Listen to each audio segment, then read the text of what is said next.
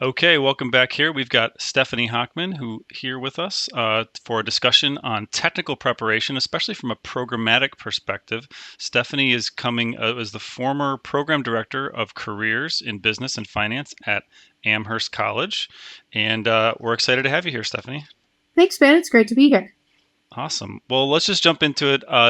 Without further ado, just jump into a little bit of your background. Tell us a little bit about the work that you did at Amherst and what you did before that. Sure. So from 2015 to actually August 31st, 2025. So for a decade, I was at Amherst College. And as you mentioned, I was the program director for careers in business and finance. Prior to that, I actually spent 15 years as an investment banker, both at Bank of America, and then again at BNP Paribas. And prior to that, I was an accountant at a firm called Arthur Andersen doing tax structuring for hedge funds and investment partnerships. So had about a 25-year career in the finance industry directly, and that's actually why Amherst College chose to hire me.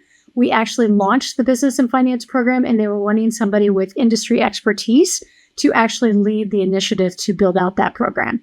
So built the program over the first couple of years and tweaked it as we went through many iterations of the careers and finance program at Amherst College. And now I'm running Alvista Loop, which is a talent development and executive coaching business specifically focused on individuals that are looking to get into the finance industry, make career shifts into the finance industry, or just enhance their careers from being an analyst or an associate to making it that VP, managing director level, whether it be on the sell side or the buy side. Okay, excellent. Yeah, those are tough transitions to go from those much more technical worker bee roles into the more relationship-based roles, for sure. So cool. Well, great. Well, that's fantastic experience, and I really applaud the universities that bring in actual industry practitioners to run programs like these. I see too many schools, they bring in professionals, but folks who haven't actually worked in the industry, and I think that there's just there could be a missed opportunity. Not speaking, only speaking positively. A lot of programs can still be great programs, but I think I would definitely advocate for bringing in a practitioner such as yourself, who has been on the other side of the table. So tell us, as you work to build out some of the different programs, and specifically the careers and finance program, just tell us about how you got started in building that program out and some of the challenges that you faced. Sure. When I arrived in 2015, I was the inaugural program director. So it was very much, at its very infancy stage, although there were students going on to be at investment banks and investment partnerships, et cetera, already at the college, but they really wanted to craft a real program around it. So I sort of took a step back. I had my bachelor's of business administration and master's in accounting, and I'd never really understood what the liberal arts education was all about. So I took a pause when I first got there and said, okay, what is this liberal arts education? Right. What are the students getting or not getting within their classroom? And at least at Amherst College, and I think this is very similar to other liberal arts institutions or non-business school type programs, is that they're learning how to think critically, look at data, communicate effectively, but they're not learning business and finance. Maybe not even understand, if they're not from a background of the finance industry, what is this thing called finance? So I really understood what the students were getting or not getting from their classroom activities, and then developed the careers and finance program around that. And what I found was that we had to start from scratch and really crafted a full 3-year program, although nowadays it's closer to 2, but at the beginning it was more of a 3-year program where they started in their first year at college, morphed into their sophomore and junior year, and kind of go into all the details of what that meant. But then by the time they were a junior, we're working on that critical junior year or junior summer internship that leads to that full-time job. Yep. And now it's kind of consolidated down into just first year and sophomore year. But what was that program like? Well, in their first year, although we have a lot of first years that were eager to get into the finance industry, I oftentimes would suggest that, take a little break in your fall semester, get acclimated to college. And then in the spring semester, we really got into what is the finance industry and crafted a workshop series that really went through the finance industry, the nuts and bolts of it. What was the buy side versus the sell side? What's public investing versus private investing? What is this elusive investment banker, what do they actually do? What is the difference between investment banking and sales and trading, or public investing versus private investing? So really, what was the finance industry? And then by the time they got to their sophomore summer, we had built out, what do you need to be doing over the summer once you figured out kind of the parts of the finance industry that you wanted to go after? And so that we would be talking about learning how to do, the 3 financial statements in accounting, because they're not getting that within the classrooms as they would in a business school. We would talk about doing financial modeling in the summer and into the fall of their sophomore year, and doing a bunch of networking with alumni and others at different institutions to confirm that you want to be an investment banker, confirm that you want to be a sales trader, confirm that you want to go into the buy side. And so by the time they got to their sophomore year, especially in the fall, it was all preparation. It was all around fit and behavioral preparation. It was the technical preparation for that technical interview, so that by the time they were getting into spring, and at that point in time in 2016, 2017, it was more junior fall that all the recruiting was happening. And nowadays the program has shifted forward so that we're actually focused on it in spring of their sophomore year when they're doing all their interviews. So fall of their sophomore year is all the preparation. Spring is when they're doing all their interviewing. And then they're all just set up for, 18 months in advance of their junior summer internship. But it was a lot of the programming was really crafted around the timelines that were there in place at the time. And then we just accelerated them over the last couple of years. But that intro to finance was sort of the basis of what do I want to be when I get into my junior summer. And then it was all the technical and the fit and behavioral interview prep that we did in freshman summer and sophomore fall. As you developed the program and went through multiple iterations, at what point, maybe I think it takes a couple of years really to work the kinks out of something like this, because there's a lot of moving pieces. What were some of the indicators that you saw that led you to believe, like, hey, this is actually really doing what I wanted it to do, finally? Like, what did you see? Yeah, I would say first and foremost, when I was doing that initial level set, what was the students getting and what were they not getting? I was also talking to recent alumni and even some experienced alumni in the finance industry. And what I was hearing in the very beginning was they're just not technically prepped. They can't link the 3 financial statements. They can't walk me through a discounted cash flow model. Needless to say, they definitely had no idea that LBO standard for leveraged buyout. So I was getting a lot of that feedback from alumni and the employers that I was talking to. And so what I found after probably the second to third year, as we start to see those freshmen become sophomores and juniors, land those junior internships, I was getting a lot of qualitative feedback from employers and alumni that, they're so much more prepared. They're able to handle the same questions that Wharton grad can handle. And then from a quantitative perspective, I was seeing more and more of our students finding those junior year internships. And that then led to full-time opportunities, or, every once in a while I'd have a student that tried investment banking and said, thank you, but no, thank you.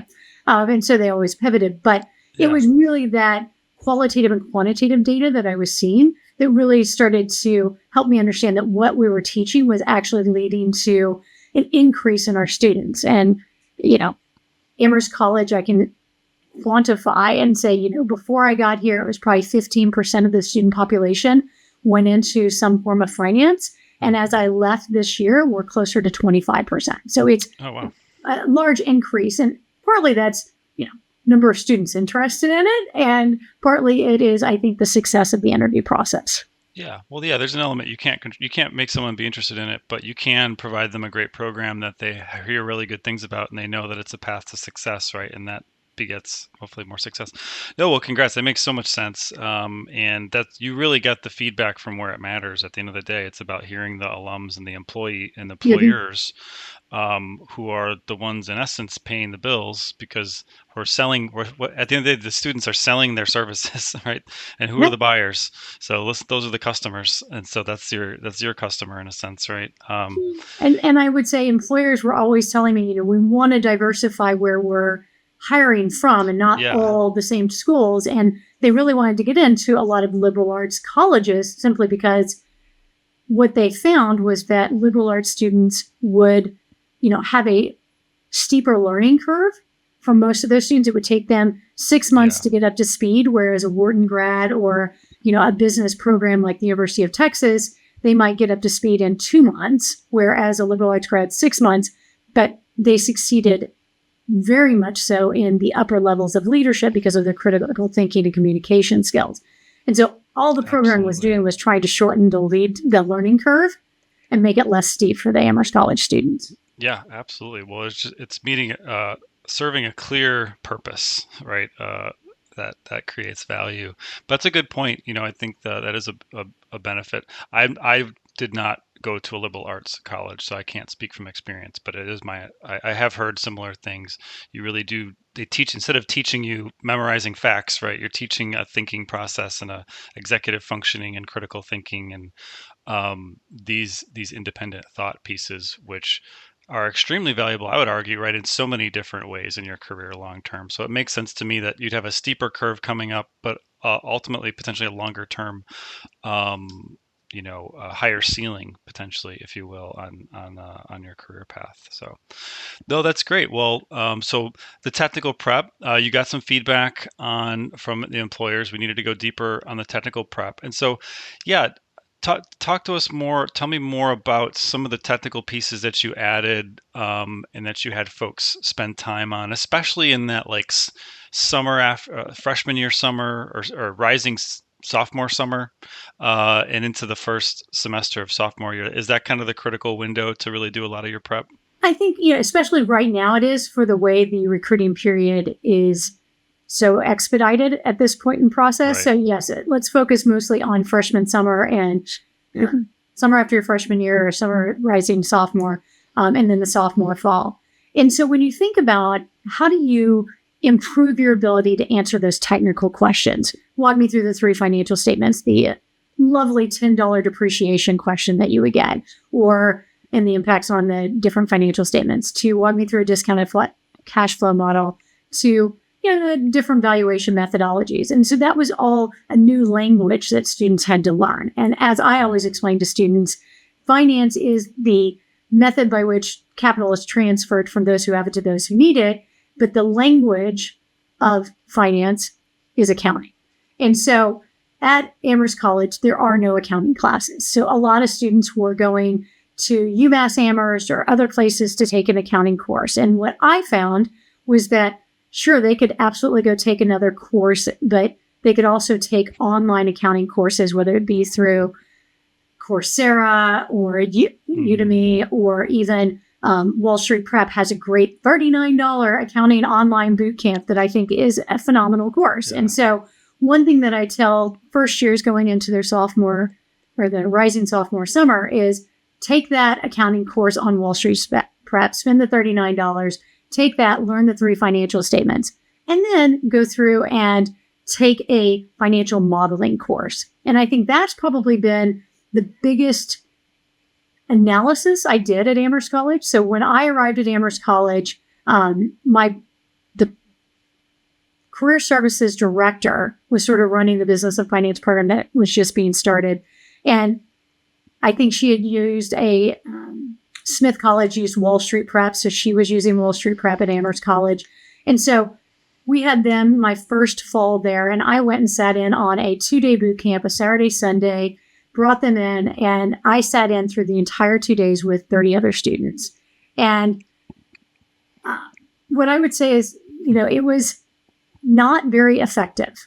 I knew how to do a financial model. I'd done financial models for 15 years, and I didn't find it that effective. But more importantly, students were finding that it was just really hard to follow what they were going through. So we used Wall Street Prep for a couple of years, but I wasn't getting the feedback from students that they were learning as much as I felt like they needed to learn. And then we tried a different company called Pillars of Wall Street. I think it's just called Pillars now. And I really went to them because they were 2 former investment bankers that I thought might be able to teach this slightly differently. And they were, quite honestly, they were cheaper than Wall Street Prep. So that was a factor that I had to think about as my budget. And I would say that Pillars of Wall Street was okay, but again, wasn't getting the feedback. And then one of my alumni actually had post-graduation taken Adventus on his own post his graduation. And he came back to me and said, you know what? This has been this amazing program. It helped me land my job at this investment bank. I really think you ought to talk to David, the founder of Adventus. And I said, okay, I'm always happy to talk to anyone. And so I had a conversation with the founder of Adventus, David Lewicki. And, one thing that I told him is I said, it can't be this course that is just spoon feeding them. They've got to learn it. And that's the one thing I found really interesting about Adventus was that they're doing hands-on, not just being taught it. They're being required to actually do the programming. And then I loved the certification at the end. And the reason I thought that was interesting was it demonstrated for employers, and I was talking to alumni about this, demonstrated to employers that students were serious about something. They could add to their resume that they were taking these financial modeling courses in addition to a rigorous liberal arts academic coursework. And the certification proved that they could do things that the same students at pre-professional programs could do. Whether it's the financial modeling in under 90 minutes from scratch to understanding the concepts through a multiple choice exam. And so we tried Adventus. I think I tried it in 2019, and that was back when they were still doing the boot camps. And the response I got even from the very first boot camp we did on campus was that this was so much better than Wall Street Prep or even Pillars of Wall Street because I wasn't told what to do. I had to actually do it myself. And, we had to work through all kinds of fun stuff with Macs versus PCs, and there were all kinds of crazy things that we had to deal with. But I was getting really good feedback. And Adventus has been the partner with Amherst College ever since. And it's really grown to that online coursework that they do. We still do 2 boot camps a year. I assume they're going to continue doing boot camps twice a year at Amherst College. And it's really been integral, from what I hear from students, in helping them better understand how to answer the questions in those technical interviews, because they can visualize what they've already learned how to do in the financial model to answer those questions. So we've really enjoyed Adventus. It's been a long partnership for the last 6-7 years. And, I'm not saying there aren't great programs out there. I do think Wall Street Prep has a lot of great details and really in-depth courses that go beyond just the financial modeling, like the accounting course. There's an Excel crash course, whatever. So I do like Wall Street Prep. And I know a lot of our students also use Training the Street once they get onto Wall Street at the various investment banks that bring Training the Street. So Adventus is great. I think it's just been a great foundation for our students to learn to do the thing that seems so esoteric to them because it's not something they're learning in the classrooms. Wow, that was long-winded. Sorry, Ben. Yeah, that's great. No, thank you for walking through that arc. I think, it's such a critical aspect of technical prep, the financial modeling piece. For folks who haven't done it before, it's this big sort of amorphous, opaque thing. What is it exactly, and how do I get started in it? So you walking us through your evolution of the program, I think, is really helpful. And you highlight some really important things. I would say a couple reactions that I just have just listening to you are, number one, I don't really view, and I mentioned this before we jumped on there, I don't really view Wall Street Prep or Training the Street as direct competitors for Adventus. Adventus, to me, plays a foundational role. It should be a prerequisite. For example, I've taken all Wall Street Prep and Training the Street courses through my preparation for investment banking and even after getting hired. And I would say they're really great at going deep technically if you want to dive into some particular subtopic of a subtopic and really go deep in one particular aspect of financial modeling. But if you just need to learn the keystrokes, there's no substitute. You can't be lectured until you know all the keystrokes. That just doesn't work like that. And I really appreciate your point around that. And when you mentioned the word certification, something that I have to sort of call out and differentiate, partly because of my background in the military, is invoking this concept of there's a military concept of certification, and then there's the civilian concept of certification. And the civilian concept is like, well, I watched some lectures on YouTube, I clicked some buttons and answered some multiple choice, and I got this email PDF certificate, and now I'm certified. That's the civilian concept. It doesn't work, and employers know that. Those types of certifications don't have a lot of meaning because they don't tend to represent hard skills that you actually bring to the table and can demonstrate. Whereas, as you know, on Adventus, it's the opposite, right? It's the military concept of certification where you're forced to prove you have the skills in a similar environment to what you will face at some point in the future. So when you teach soldiers to shoot, believe it or not, you don't just lecture them in a classroom and then give them a multiple choice test and say, okay, well, here's your weapon, go off to war, right? We definitely don't do that. You actually have to prove, you have to go out on the range, hit these different targets that pop up, get in different positions as best we can simulate what it might be out in combat. And you actually have to pass the standard and demonstrate those skills. And you said it at the end, when you pass Adventus, you can put on your resume, not just I'm Adventus certified, that's neat, but you can put on your resume, I can build a fully circular 3-statement model and from scratch in under 90 minutes. And most active bankers who are good at what they do can't say that. Well, and it basically, I know at some point we may do a podcast on interviewing, and it's one of the things that we talk about with the students is once you are certified, you can actually bring that up when you want to talk about your financial acumen, especially as it complements your critical thinking skills, your communication skills from being at a liberal arts institution. And one thing I would say, just kind of going back to the program that we created at Amherst College and tying that to the foundation that Adventus can be. As students take Adventus and maybe the Wall Street Prep accounting course over their summer between their first year and sophomore years, they come into the sophomore fall and we run what is called the Conquering the Finance interview preparation process. And the first thing they do is if they are not level 1 certified with Adventus, they go to a level or an Adventus boot camp so that they can get certified. And that certification is really what then launches into another 4 weeks of Conquering the Finance interview where our student trainers go in depth into accounting, enterprise versus equity value, the valuation methodologies, and how to walk through those technical interview processes.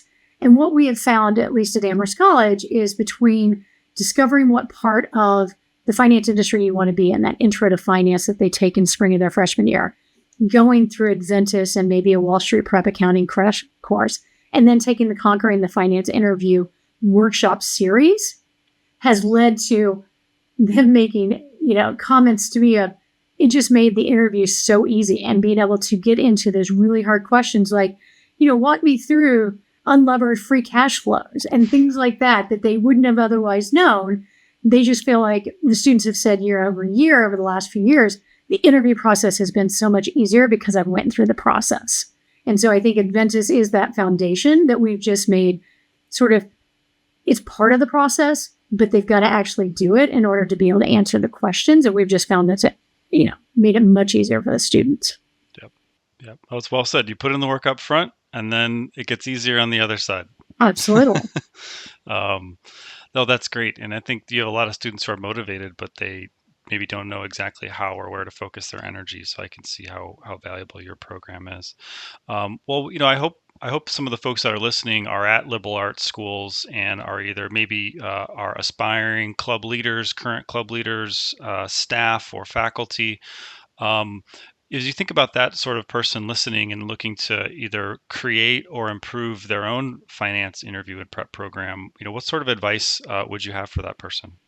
Well, I think every college has its unique challenges. And I think my general advice, because I think, customized advice is always nice, but if I don't know the institution, so generalized. As a consultant, you have to know it depends, right? Yes, it depends. And my favorite phrase in all of finance and consulting. So it depends. But what I would say is think about, talking to your students. What are they seeing? What do they want to do? And then building out that program. I'm always happy to talk to liberal arts institutions about the Amherst College process and how, whether it be Wall Street Prep, Adventus, and any of those vendors can help supplement what they can do themselves.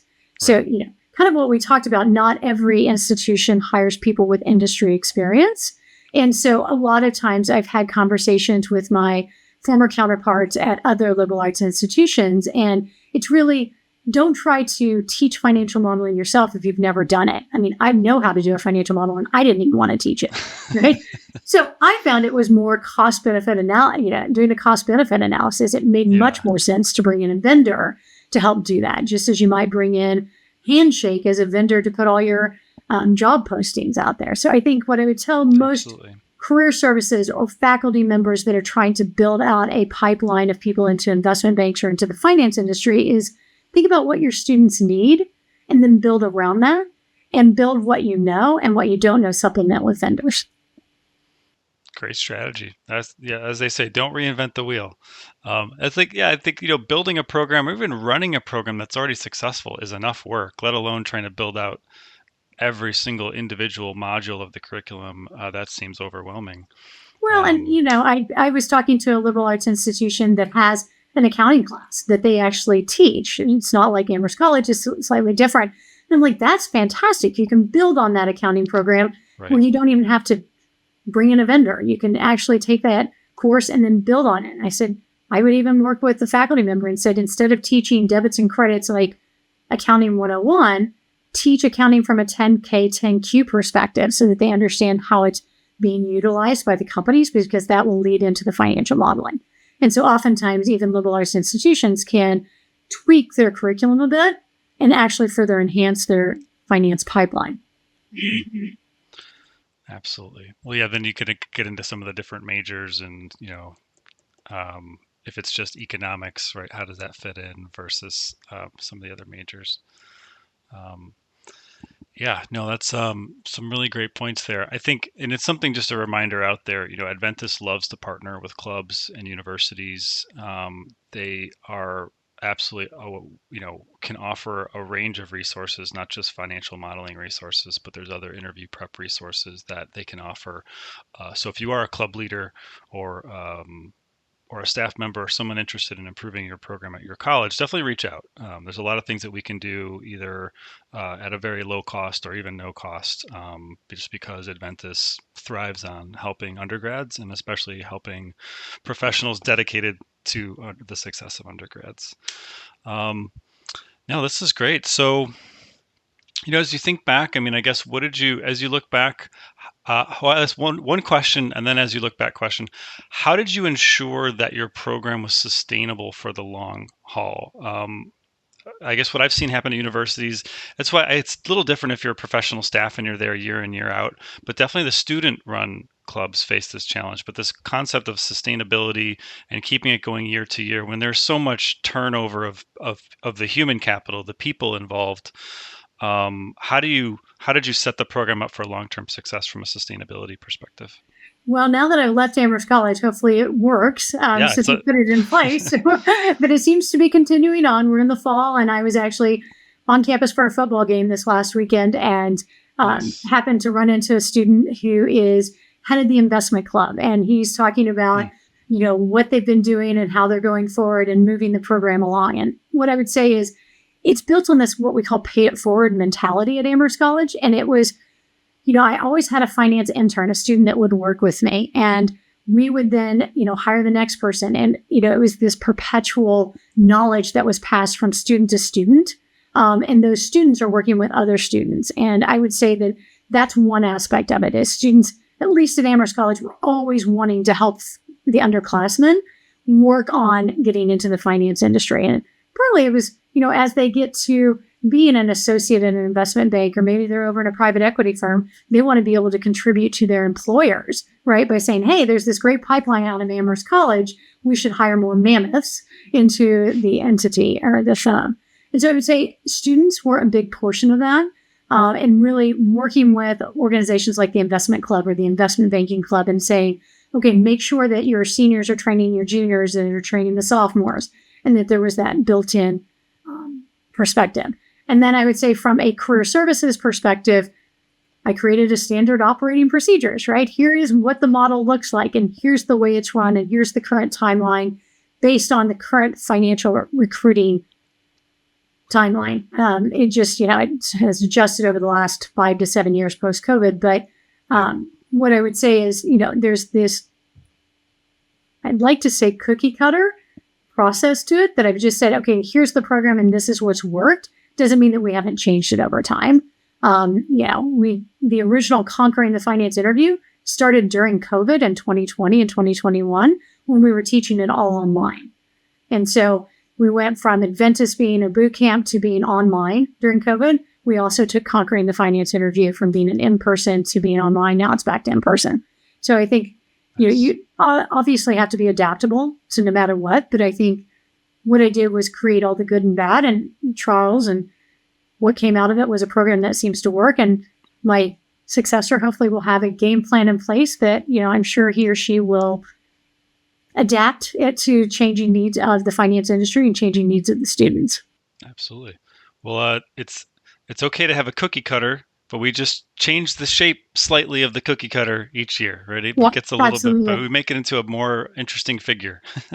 But yeah, absolutely. There's nothing wrong with cookie cutter. Don't, if it works, if it ain't broke, don't fix it, right? Absolutely.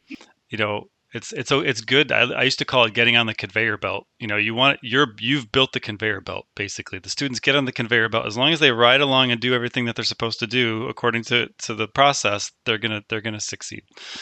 Well, you laid out two really important elements of this long-term sustainability, and to me, what I heard, the first thing was culture. Joining an organization or developing within the organization the culture of, as you called it, pay it forward. But this idea of, when I came up and I was junior, I got mentored by senior folks and they helped me. Therefore, when I become senior, I'm going to do the same for them. And that becomes a virtuous cycle.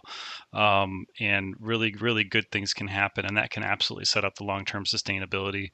The hard part is if you have one bad year of someone who knows, for whatever, maybe they have a personal health issue and the person who was supposed to lead that part, it fell apart. Things can go down, so you have to be careful of things like that. But the culture is hard to change, but when it's in place and the virtuous cycle is running, that's also hard to change, and that's a really, really good thing. And then you also mentioned the documentation, the SOP, standing operating procedure, standard operating procedure, whichever one you prefer. Very, very important, very boring, but you've got to have the documentation there so that you can hand some things to someone physically or digitally that they can then take and run with, so they don't have to start all the way over again. Yeah, it was one of those things that I learned early on in my career at Arthur Andersen in accounting. Yeah. Just being able to hand over a file, and it just became something that I took throughout my investment banking career as well as at Amherst College. I just think it's extremely important. Like, the work has been done for you. Here it is. There we go. Feel free to change it. Every good model can be adjusted. It's a living, breathing document. Absolutely. Cool. Well, yeah. I mean, anything else to add? I mean, as you look back on 10 years over the program, is there anything that stands out to you that you're particularly, that you look back fondly on, or that you're particularly proud of? Well, I think I've always loved working with the students, the employers, the alumni. And so I think the relationships that I've built have cultivated even further relationships and networking and that sort of thing. And so I think that was really important.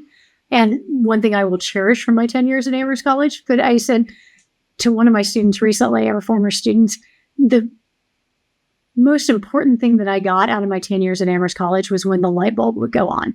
So whether it was that freshman taking the introduction to the finance industry and all of a sudden the light bulb going on saying, ooh, that sounds like me. I want to become a sales trader. I want to become an investment banker. That light bulb moment where it would happen in the Conquering the Finance interview process, where all of a sudden they're able to answer that really hard technical question and get it all right and feel that level of, I've accomplished it. And so I think I like the light bulb moments, as I call them. And then I would say the last thing is, for the students that are out there, knowing whether you have an institution that has a program in place or not, know that there are these resources out there, Investopedia.com to Adventus, to Wall Street Prep, to all these other vendors that you can go to for resources. Yeah. It isn't all just Wall Street Oasis or Reddit. So kind of expand your horizons a little bit and really think about all the resources that can be there, and then talk to your upperclassmen. Yep. No, absolutely. Well, you mentioned Wall Street Oasis and Reddit. It's like, those are great resources, but you've also got to be a little bit careful and think about it. You have to be careful because you're getting highly biased opinions, and there's nothing wrong with biased opinions. I would argue that all opinions are biased. So you want to hear a wide variety of opinions so you can formulate what the truth is for you. So something to watch out for. But when you're going with these proven established vendors or these cornerstone types, of resources, these are things that have been vetted. Yep. Right. And proven and time tested. And so definitely be careful and focus on those vetted sources of information. Great. Well, Stephanie, this has been awesome. Thanks so much for your time and expertise. And I think there's a lot of people who are going to be able to benefit from your experience. Um, and just can you say the name of the firm that you started again, so people can look it Oh, up if they're yeah, interested? absolutely. If anybody wants any help with executive coaching or career coaching, it's Alvista Loop. Alvista Loop. All Yep. right. Get in touch with Stephanie. Okay. Well, thanks so much, Stephanie, and have a great rest of your day. Thanks. You too.